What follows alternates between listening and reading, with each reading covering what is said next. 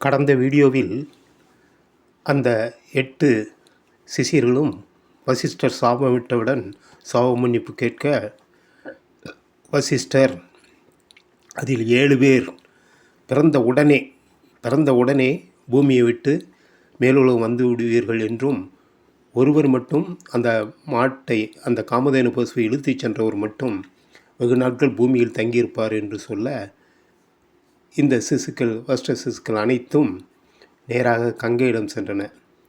அம்மா புனிதவதியே, எங்களுக்கு இந்த மாதிரி வசிஷ்டர் சாபமிட்டு விட்டார். ஆகவே நாங்கள் பிறந்தவுடன் ஒரு நிமிடம் கூட இந்த பூமியில் இருக்க விரும்பவில்லை.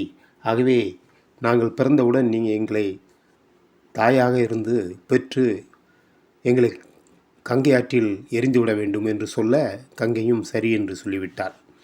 அதேபோல சூழ்நிலையின் காரணமாக சந்தனு மன்னன், மகாபாரதத்திலே சந்தனு மன்னன் கங்கையை கல்யாணம் செய்கிறார். அப்போது கங்கை சந்தனு மன்னனுக்கு ஒரு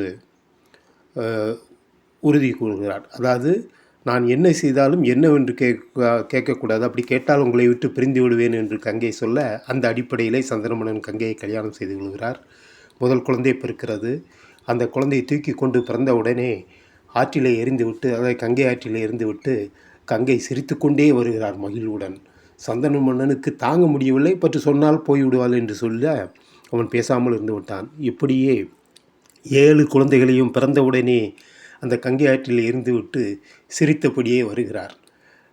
கடைசியாக 8வது குழந்தை எரிய போகும்போது தான் சந்தனு மன்னனுக்கு தாங்க முடியவில்லை. நீ ஒரு பெண்ணா பேயா, இப்படி நீ பெற்ற குழந்தையை ஆற்றிலே எறிந்து கொள்கிறாயே என்று சொல்ல, கங்கை சொல்கிறார், மன்னா, நான் என்ன சொன்னேன், என்னை செய்தாலும் என்னவென்று கேட்கக்கூடாது. ஆகவே நீ இப்போது அந்த சபதத்தை மீறி விட்டதால் நான் உன்னை விட்டு செல்கிறேன், இந்தா உன் குழந்தை என்று அந்த குழந்தையை கொடுத்துவிட்டு கங்கை சென்று விடுகிறாள். அந்த குழந்தை தான் பீஷ்மர். அது ஒரு கதை. ஆகவே இதில் ஒன்று புரிந்து கொள்ள வேண்டும்.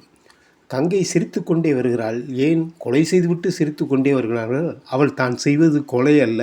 அது கொலையாக இருந்தாலும் அது ஒரு புண்ணிய காரியம்.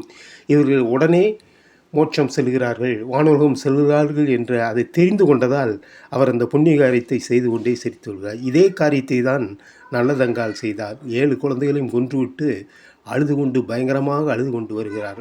நாம் உலகத்தில் எல்லாரும் இதே ஒரு காரியத்தை செய்வதற்காகத்தான் பிறந்திருக்கிறோம்.